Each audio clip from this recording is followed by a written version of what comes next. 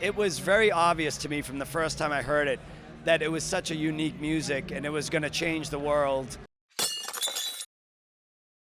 It was almost like a new and improved kind of punk rock style in a sense, because me and Shannon were big into punk rock, and Kurt Cobain came with Dave Grohl and the whole Nirvana project and had this kind of I don't give a fuck attitude, greasy looking motherfuckers that just played really loud, almost out of tune music that was just beautiful and perfect in my eyes. That's what I loved about Nirvana the most. I mean, like, who on earth hasn't been touched by Kurt Cobain's art in general? Like, a trailblazer, pioneer, created not only classic songs, but perspective and culture. It's very hard to say something about someone that has been documented so dramatically over their life, but the honesty and the tragedy of his art and his existence is something that will resonate forever, which I think is incredible. Well, we were really good friends with Nirvana, and we saw their ascension, and we're very excited for them. And I would say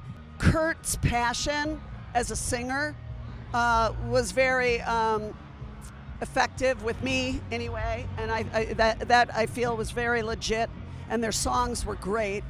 And I also liked that he had a lot of melody in his material, and that, I believe, gave me a little more confidence to put melody into some of the songs that I wrote.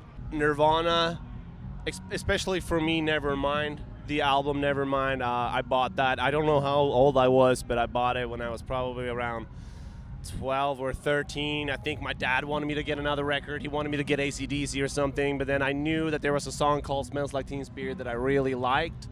And so I picked up the album, and then I noticed like all of the other cool songs on the album, and like I definitely played that album a lot, and to this day it's one of my favorites. And today, like you'll hear those songs, and it doesn't matter. It's always going to be around. Like for another 30 years, those songs are going to be played on the radio. It's just he definitely made a huge impact. I remember hearing about Nirvana playing a gig in Omaha called the Lift Ticket, and they played in front of like 20 people.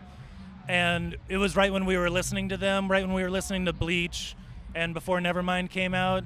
And it became real personal as they were, whatever, even for 12 hours breathing the same air as us and making it. That meant the world to us, that there was this awesome, loud as shit rock band come to our town that never saw anybody. In Omaha, Nebraska, where we grew up. When Kurt died, after we had been touring for a few years and getting our success and realizing how young he was and just how unfortunate the whole situation was, it was tragic beyond words, and continues to be just a kick in the balls. Playing his music, Kurt's music, and Chris's and Dave's music in Nirvana for my kids now. I've got a 13-year-old and a soon-to-be 10-year-old. And, as I wipe away tears playing those songs for them, I can see it mean a lot to them, too, because it's such brilliant songwriting and so much emotion. And, you can hear Kurt's vocals isolated in some cases, and that's just heart-wrenching. And you really do hear the expertise and the artistry and the pain and the unique sound. So, yeah, what a terrible loss.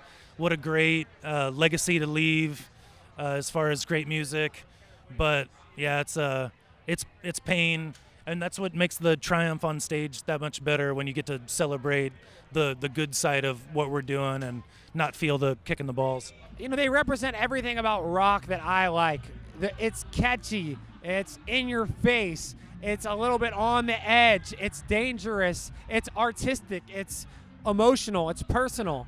And that's all everybody's ever said since it came out. So I was listening to In Utero a ton making this record. It's dark, it's beautiful, it's powerful, it's raw. It's everything that rocks about rock. To me, it's as good as it gets. It's really never got better. It probably never will.